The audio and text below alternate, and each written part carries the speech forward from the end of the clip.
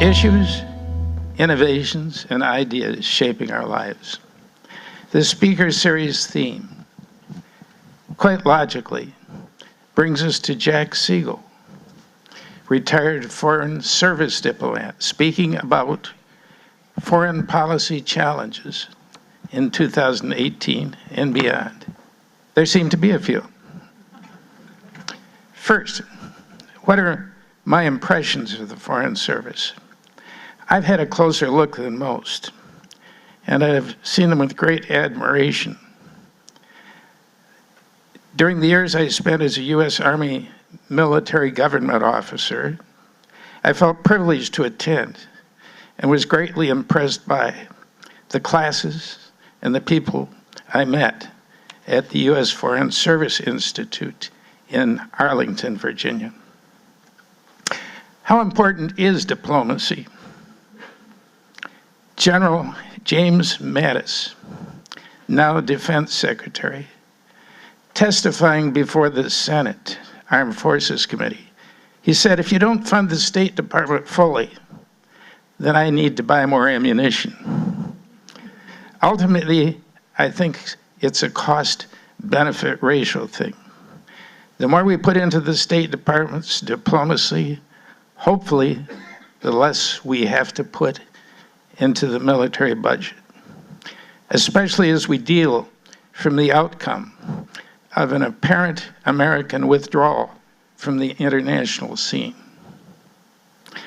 What do we know about tonight's distinguished speaker? Jack Segal has experience on both the military front and the diplomatic front, both fronts General Mattis speaks of.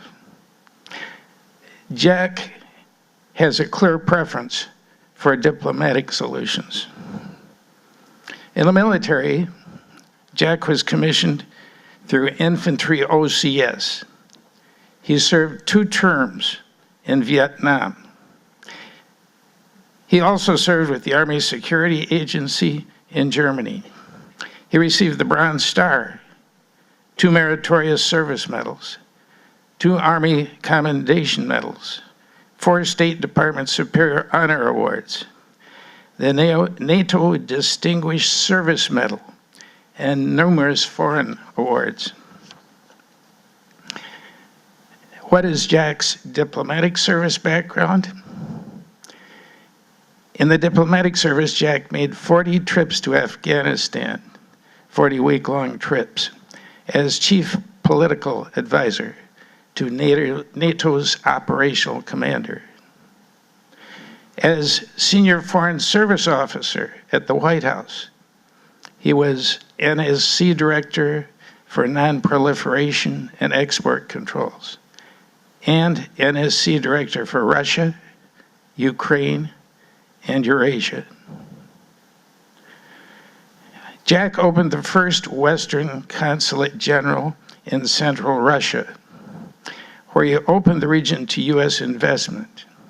Earlier, in Moscow, he implemented nuclear and chemical arms control agreements. He represented the State Department at the START 1 nuclear arms control negotiations at Geneva. Jack holds an MA, distinguished graduate from the University of Southern California, and a BA cum laude from Boston University. Jack resides in Traverse City, where he's an adjunct professor at Northwestern Michigan College. And he's also co-chairman with his wife, Karen Puschel, who is also a distinguished retired diplomat. He is co-chairman of the International Affairs Forum of Traverse City. Please welcome Jack Segal.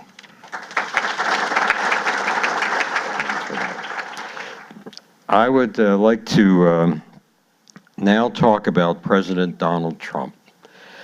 I have worked for a number of presidents, particularly in the later part of my career, quite closely. I have not worked for President Trump.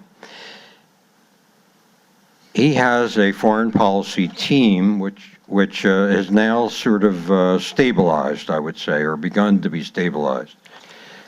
And you see here Nikki Haley. She's at the United Nations, and you may have been seeing her recently, as she's been quite prominent and active at the UN, and a quite important voice, I would say, of the president's point of view.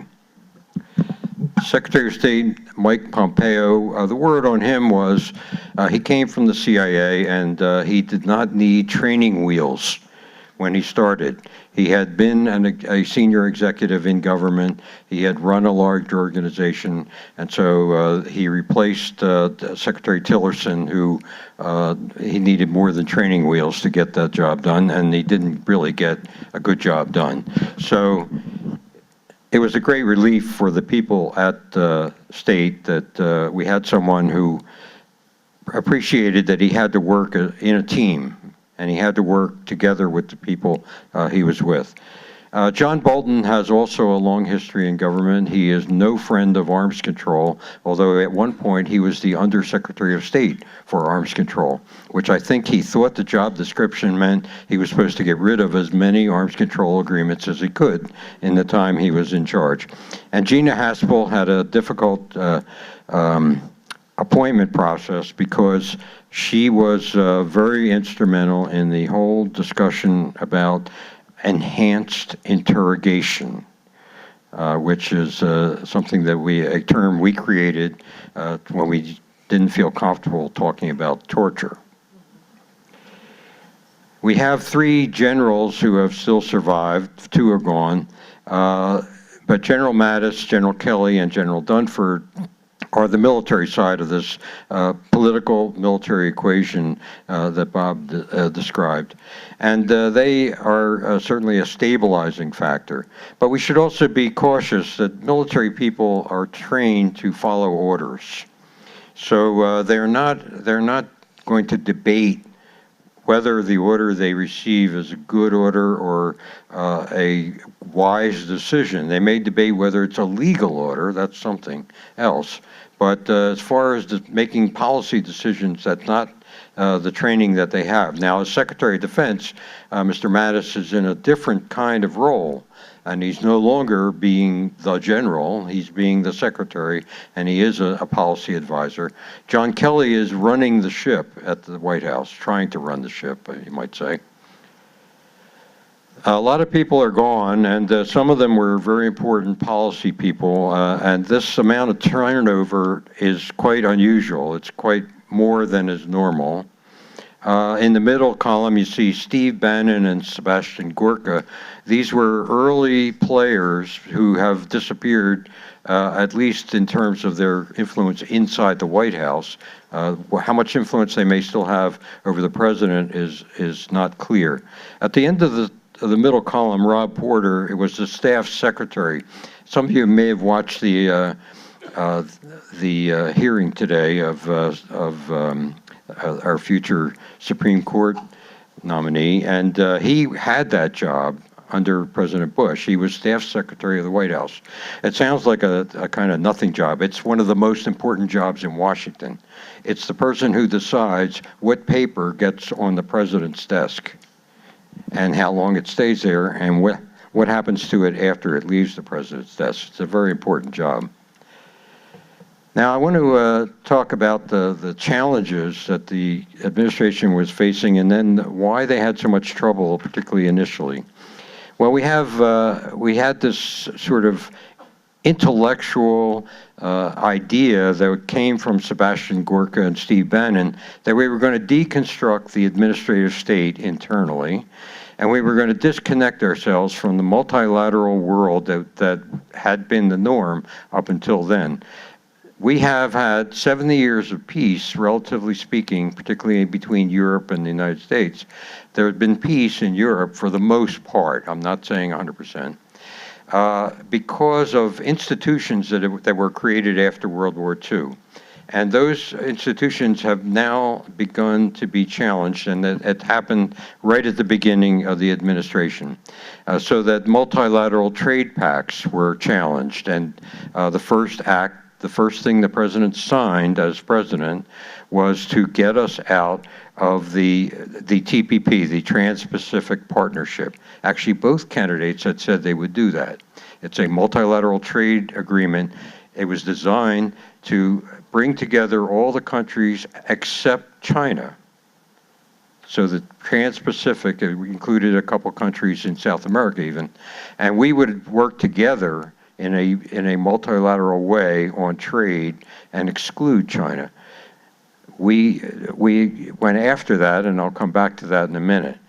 The president also questioned the United Nations, and you may remember his appearance in 2017, the famous fire and fury and the destruction of Little Rocket Man and that speech, and contrast it with his speech a couple of days ago.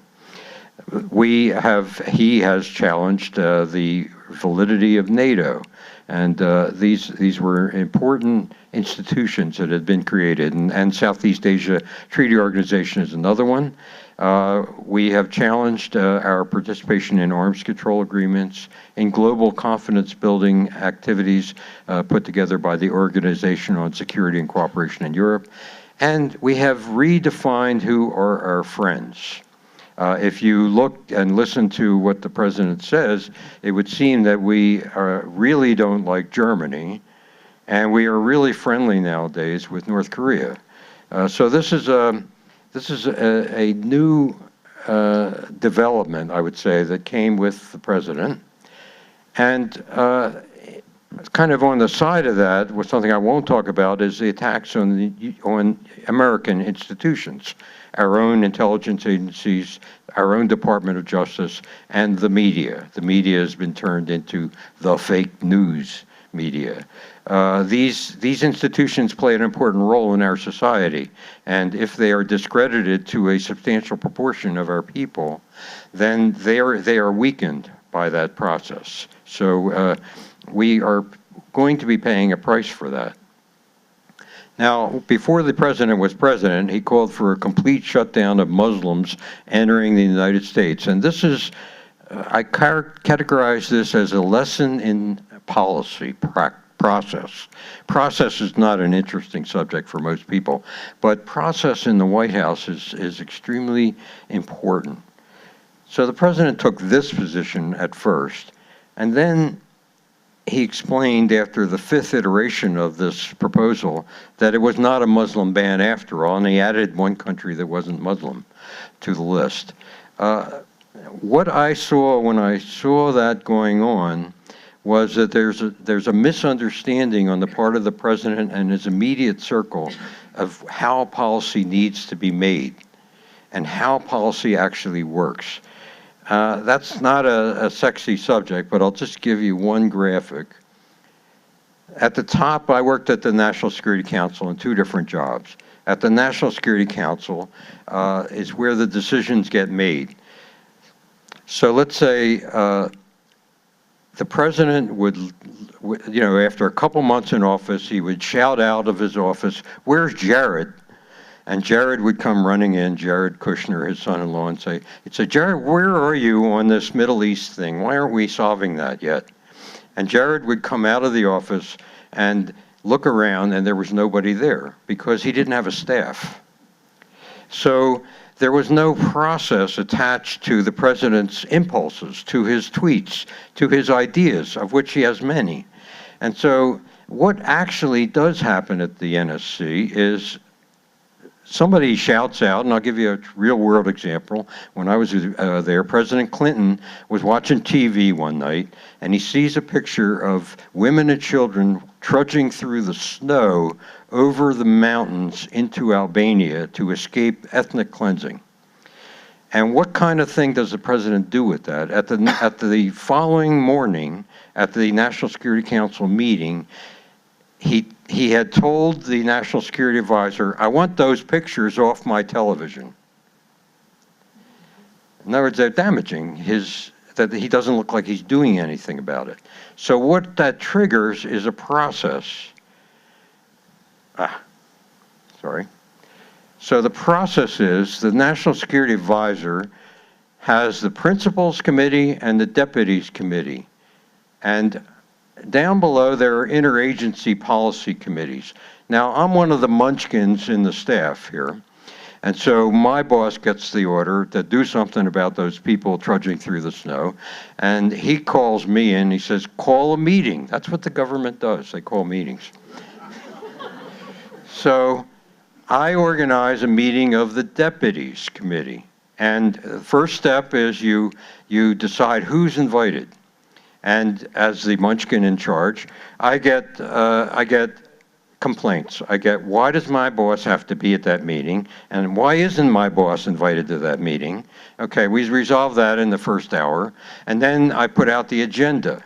And you can only have 4 or 5 things. It's an hour-long meeting. And so I put out the agenda, and why isn't this on the agenda, and why is that on the agenda? And so you solve all those things, and the deputies finally meet. Deputy Secretary of State, Deputy Secretary of Defense, Deputy Secretary of whatever, whoever's been invited. And they sort out as much as they can in an hour or an hour and a half, and they bump up what they can't resolve amongst themselves to the principals. The Secretary of State, the Secretary of Defense, and then they fight it out, and that may take another couple of days, and then some piece of paper gets produced by some other munchkin at the NSC, and it finally goes to the president for the 1 or 2 items that they can't agree on. By the way, the most important question at these meetings is always, whose budget is that coming out of? Anyway, this ugly process is essential because it means that everybody who needs to know what's going on knows. Everybody who's involved, ought to be involved, is involved. And that didn't happen with the Muslim ban and with numerous other lightning bolts that came out of the Oval Office for the first year, at least.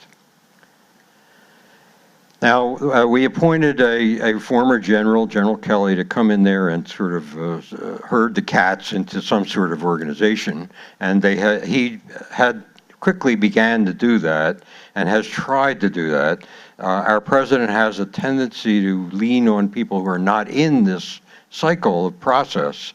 And so we can get kind of strange things coming out. But for the most part, the Chief of Staff, who has, it is alleged, threatened to quit many times and had been threatened with being fired many times, but that's his job. That's the kind of job he's got. Sometimes, though, the president just comes up with an idea and the people sitting on either side of him look at each other like, what was that? Where did that come from? And, you know, it's important that we understand that these lightning bolts of these sparks of intellectual activity have implications, and they have effects on lots of people, lots of countries, and so, you know, we maybe have a long-term relationship. Let's take a country that is at the top of my list, and the military loves to create a list of most likely threats and most dangerous threats. Okay, at the top of the most dangerous threat list, who have you got? North Korea and Iran, okay? That's the current most dangerous threat. You might say the environment, or you might say nuclear proliferation. You could say a lot of things, but we'll start with Iran. The president decided, all of a sudden, that our best friends in the world were Saudi Arabia. And so he announced that. He went to Saudi Arabia. He danced with the king and his successor. And he announced to the world that Saudi Arabia was the greatest country in the Middle East, except for Israel. And that we hated Iran, and the Saudis hate Iran. So we created a relationship with Saudi Arabia that had not existed before. And that was a pretty major change of policy without a lot of teeth to it, without a lot of groundwork prepared. And the problem is, hidden in there is in this group of women is Iran. And the Iranian people may or may not want to dress like this. My suspicion is most of them don't, the women. But they do. They have to. And so they have come up with all sorts of messages to us. These are recent demonstrations and statements by the president of Iran. It's a beautiful day when you hear "Death to America." He had to, actually, he was trying to be friendly to the Europeans this past week, so he clarified that death to America does not mean death to Americans. But okay, we can live with that, I guess. But really, on the streets of Tehran, the enthusiasts who believe in what they've been told since the 1979 Islamic Revolution in Iran really feel that most of their troubles are tied to the United States of America, and it's our fault. And there's a lot of history that I could go into about why they feel that way, but we won't get there yet. So we announced that in May of 2018, that we're getting out of the Iran nuclear deal. The nuclear deal is controversial and complicated, so I won't go into it in detail. But I wasn't a supporter of us joining the joining the deal in the first place because it's weak on its inspection provisions, which I happen to know something about. But I went along with it because Karen kept asking me, well, what do you got as an alternative? And I don't have an answer for that smart question, so I had to let it go. In any case, we had a deal, and now we don't have a deal. We're out of the deal. And the president's approach seems to be, well, the deal is so bad that it would be better to have no deal. It's a horrible deal. It's a one-sided deal. It never should have been made. At the heart of it is a giant fiction, the important third point. A giant fiction that a murderous regime desires only a peaceful nuclear energy program, which is what they claim. Do you believe it? The president clearly doesn't, and maybe there's some basis for being suspicious. And we will not allow a regime that chants death to America to gain access to nuclear weapons. So he leaves the door cracked open just a little bit by saying, I'm open to a deal, but it'll be a different deal. It'll be a bilateral deal, not this multilateral nonsense with all those slimy Europeans who don't do enough in NATO and, they don't fight and all that. So he has made it clear that until the other countries of the world back us up, they're going to be on his bad list. And he went to the Security Council 2 days ago, and he called on all the members of the Security Council to work with us to ensure that they change their behavior and never acquire a nuclear bomb. They don't have nuclear weapons yet. That's definite. They are very close to having them. And so we are at an important tipping point. And so he's right in this respect to say this is the time to stop it if it's going to be stopped.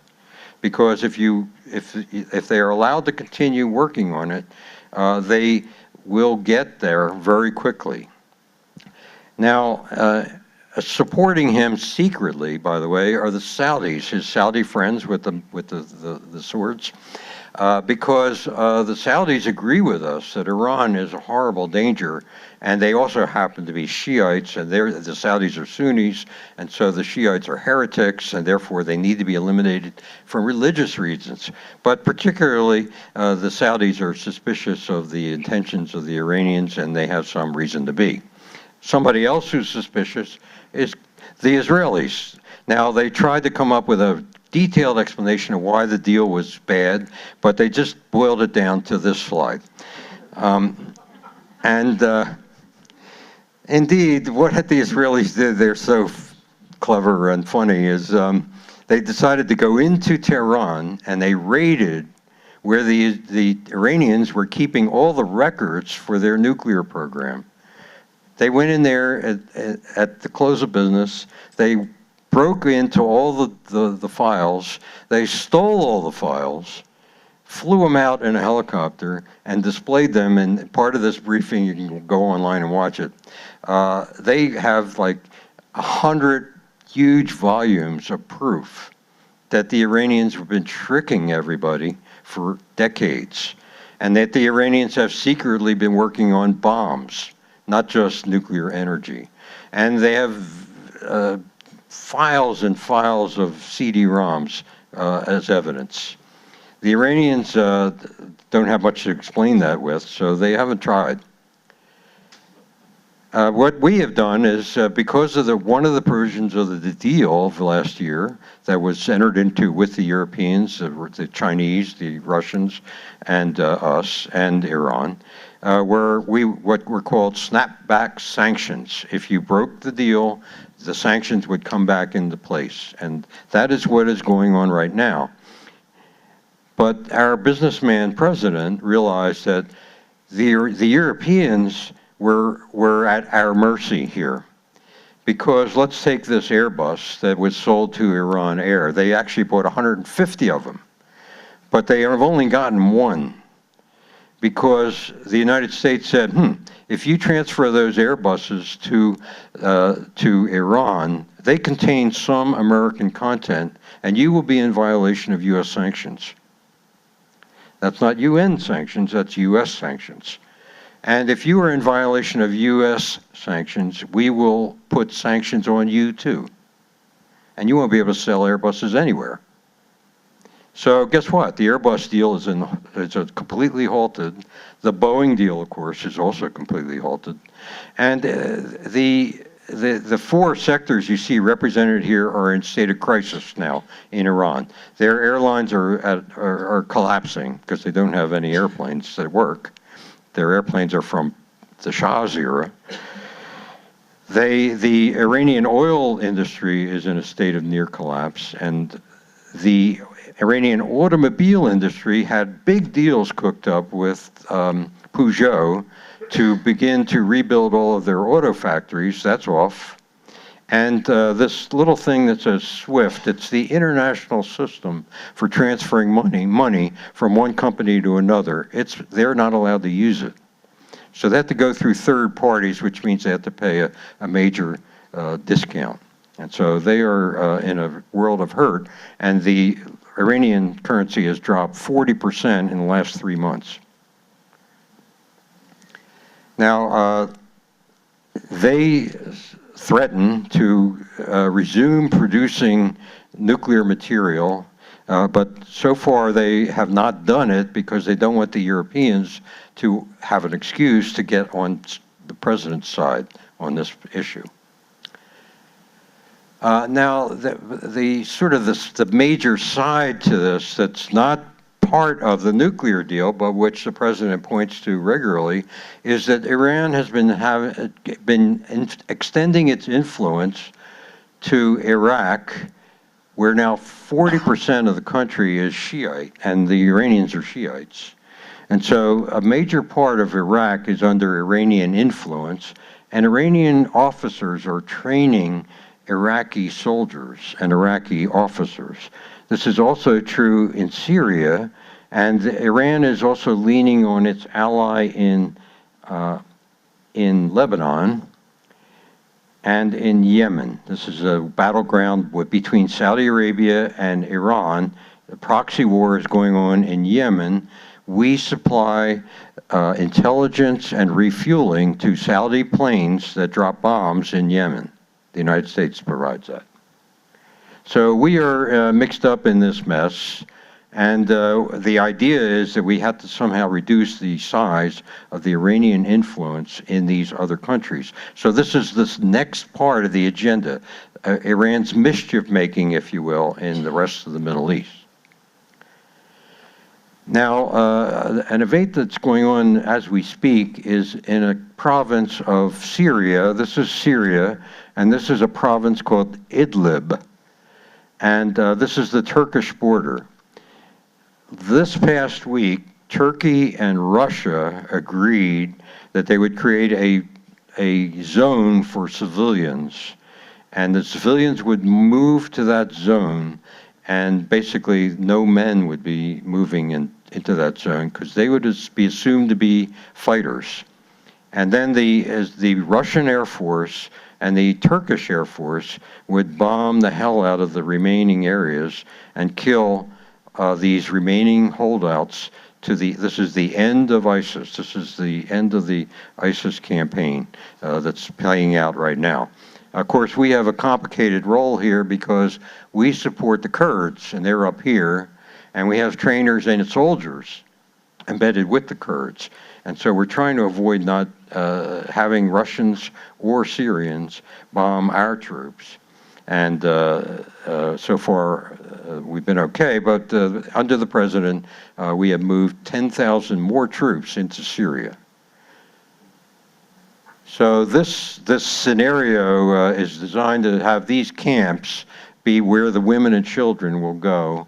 And then the president has said that he's okay with this, and that he even praised last week, or this week, Russia and Turkey for showing restraint by not beginning their bombing campaign until the women and children were evacuated successfully. But this is a major change because Turkey, the guy over here, is a member of NATO. And we are more and more on opposite sides of issues with Turkey. And you have Vladimir Putin from Russia, and then you have the president of Rouhani of Iran, and they are allies now in Syria. And so that's a pretty significant geostrategic change that I don't think was intended. This is another pretty earth-shaking event that took place, and the president met with Kim Jong-un. This is now 6 months after calling him Little Rocket Man, and I think the president's best tweet was something like, I don't know why he calls me a dotard. I never called him short and fat. In any case, we had a meeting with Kim Jong-un, and we have these images of Kim Jong-un that had until this point dominated our relationship with him, but we made the effort. Secretary Pompeo went there. Kim Jong-un here showing somebody a model of an H-bomb, hydrogen bomb. That's clearly what that is, and they have since tested that bomb. So we know that they have them. We don't know if they have any that are this small yet, but they are continuing to work on this. They've done a few things, sort of symbolic things, but in fact, nothing has stopped, and it's inside their nuclear weapons production facilities. So for a long time, we weren't really sure what the president was going to do this week at the UN, but he came out of that with the idea that, we've come to know and like Kim Jong-un, so everything is on track, and maybe we'll get an agreement. Now let me come back to trade, because we have another big player in the world. We're going to build a 13th aircraft carrier that costs about $7 billion each. It's going to be called the USS Donald Trump.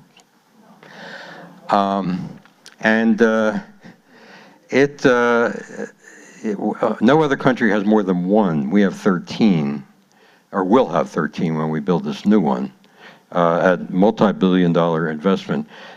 China is investing in artificial intelligence and cyber war capabilities, which don't require $13 billion aircraft carriers.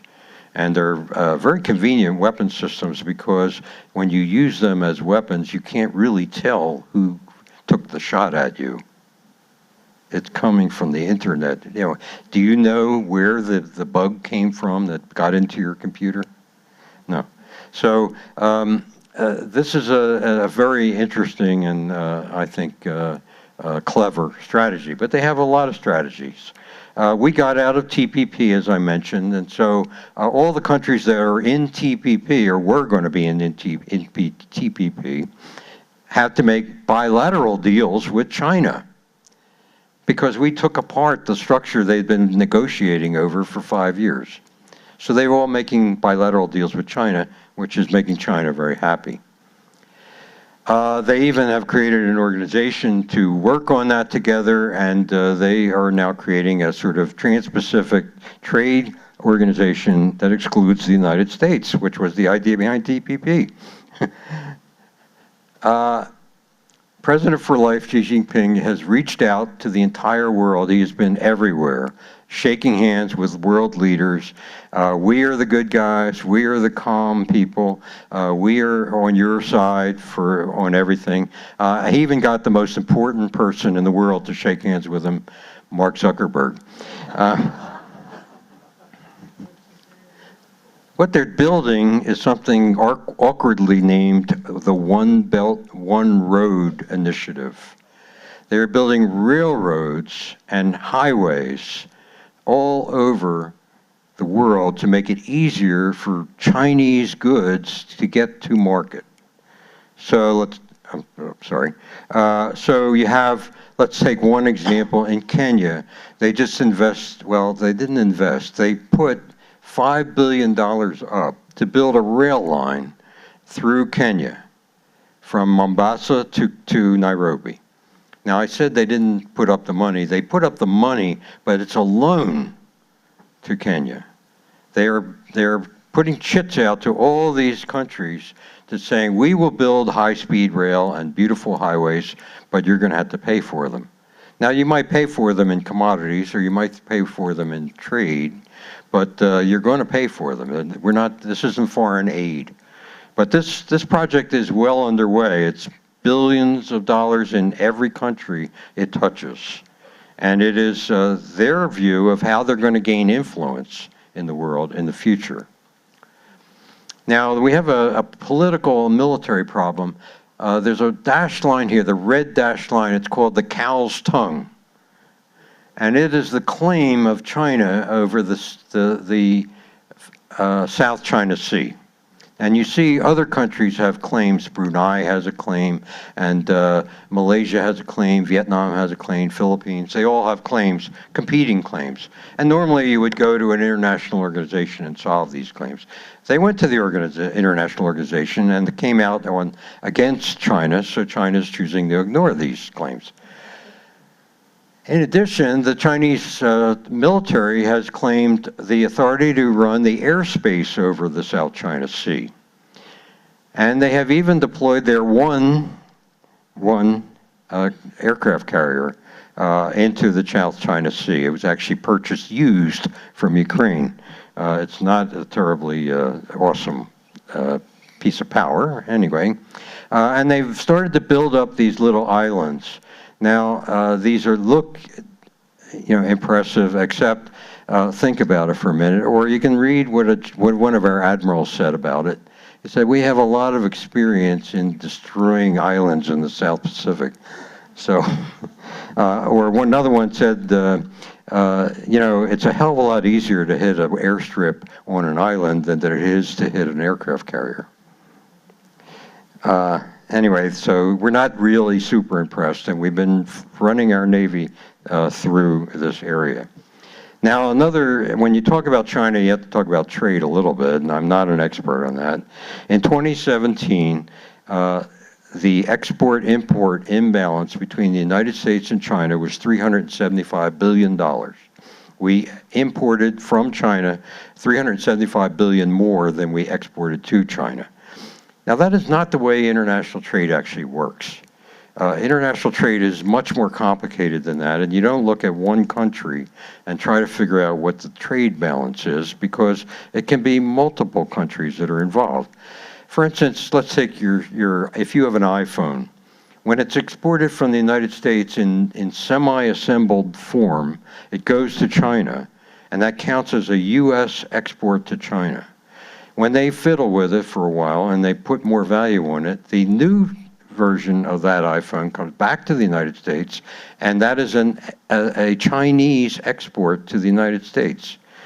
These things are incredibly complicated, and it's really dangerous if you try to make them simple, okay, which is what we're doing.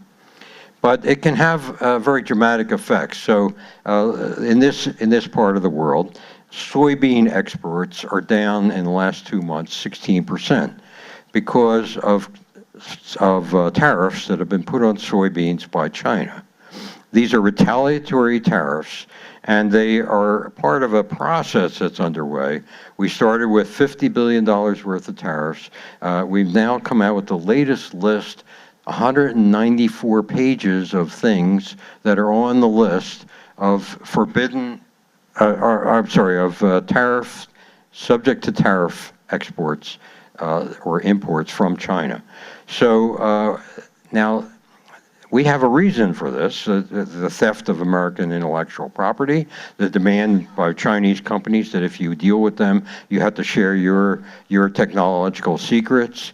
The tariffs were intended to get them to behave better, okay, without a clear definition of what that would be. In fact, it hasn't happened, but our trade representative, Wilbur Ross, says, don't worry about it. There's so much more that the Chinese are importing into the United States than we're exporting to them, that they run out of bullets before we do. You know, we put tariffs on their stuff, and they retaliate with tariffs against our stuff. Well, they're almost out of bullets, because we got so much more coming from them than they've got coming in from us, that pretty soon they aren't going to have anything to retaliate with. And that's the plan. So the plan being that they're going to have to say uncle, and they're going to say, okay, what is it you want us to do? And that's the expectation, I think, at the White House, that that's what they will do. For Michigan, this means China being our #1 and #3 export-import market. Here in Michigan, we are already feeling the pain. And so car companies, American car companies. Now this is the other sort of complicated part of trade, that the expectation was, okay, if they don't build the TV sets in China, they'll have to build them here, or will be high tariffs. But we're not putting tariffs on Malaysian TVs or Vietnamese TVs. So obviously the manufacturers are saying, okay, well, China was getting a little expensive anyway, so we'll move the production to Cambodia, you know, which with the average salary for an industrial worker in China today is shockingly high, $10,000 a year, which is a tremendous boon for them. But in Cambodia, you can hire the same guy for $2,000 a year. So this will spread this trade around, but it's not going to bring it back to Michigan. I'm sorry. Now, our president's relationship with Russia is always an interesting subject and complicated at times. This was a billboard put up before a presidential visit in Russian and English. Says the same things. Let's make the world great again together. John McCain's daughter would say that America is great. Thank you very much. But anyway. And so, you know, Russia does behave in ways that sometimes seem a little bit suspicious, let's say, when they kill people in foreign countries, and then they claim it wasn't them, and they're the only ones who produced this kind of poison material. Or, you know, it's difficult for allies to figure out what to do with all this. The president wants to be friendly with Russia, but then just last week at the UN, he named Germany as one of the worst violators because they're building a pipeline from Russia. And they are. There's a pipeline under construction called Nord 2, and that pipeline will bring Russian natural gas and oil to Germany directly, bypassing an old pipeline that goes through Ukraine. So, you know, the president complained about that just in the past week. Now, I have evidence of proof of Trump's ties. Trump's irrefutable proof of Trump's ties in Russia. And so there's the assertion, the accusation from Jack Segal. And here's the proof. That's Putin wearing a tie. And on the back of the tie, it said, Trump ties. So there are clearly Trump ties with Russia. Okay? So now we've solved that. We've resolved that debate. But the collusion, if you haven't heard the president say there's no collusion, you have been living under a rock. Okay? And, you know, if you don't watch Fox News regularly, you really ought to, because there's another universe out there that you're unaware of. And you need to hear both sides of the story, because it's not self-evident. The real collusion on Fox this week was between Russia and Germany. Now, I should tell you one scary story here, because I taught one class of freshman diplomatic history at NMC, and I gave a quiz on the first day, and it said, "Who fought in World War II?" And one of the students wrote down, it was the United States and Germany against Russia. Yeah, so when they cut the budget of the schools, you just keep that in mind. Now, there was a summit meeting in Helsinki, which was a somewhat unusual event, in that the president later, the next day, had to go on TV and explain when he had said at the press conference that he didn't understand any reason why it would be Russia that tapped into our election system. He had to explain that it was a double negative, and what he actually meant to say was he couldn't see any reason why it wouldn't be Russia.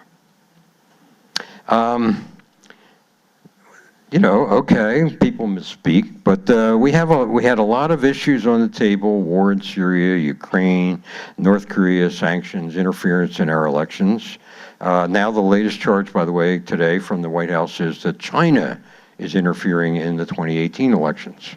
And so we take the focus, the spotlight off of Russia and put it on China, which is now the bad guy.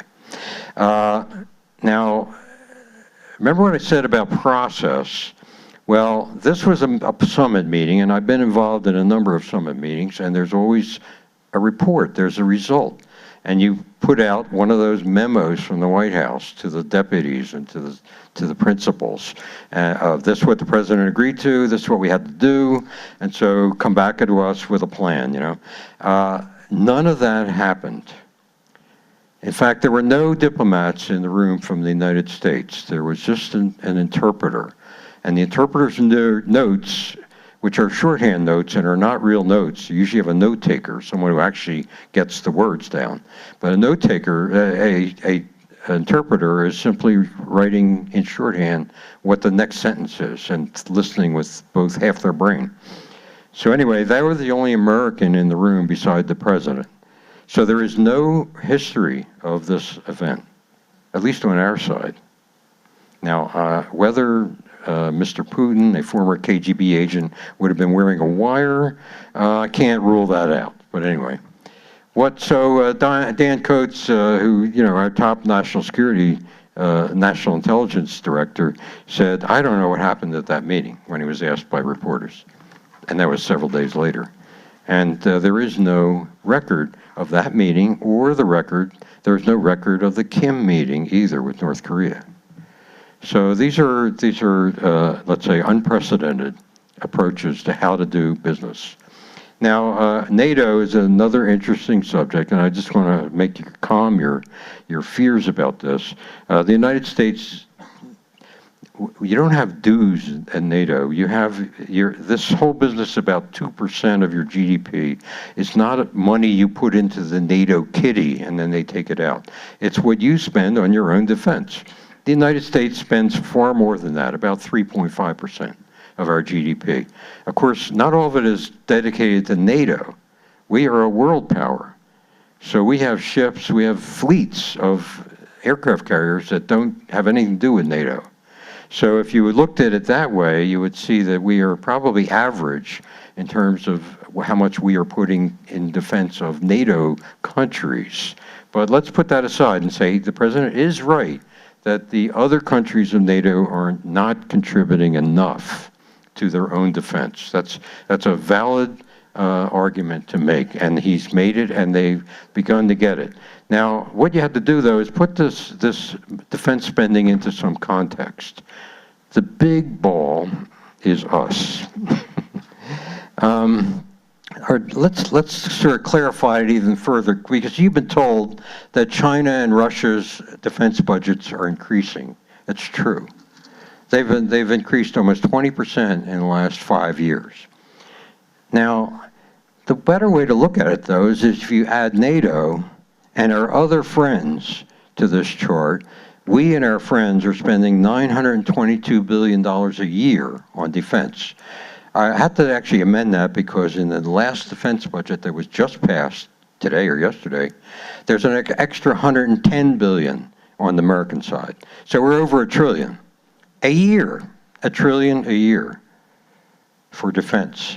Now, compared to that, the increase in the American defense budget is almost double what the Russians spend each year on their defense. The increase.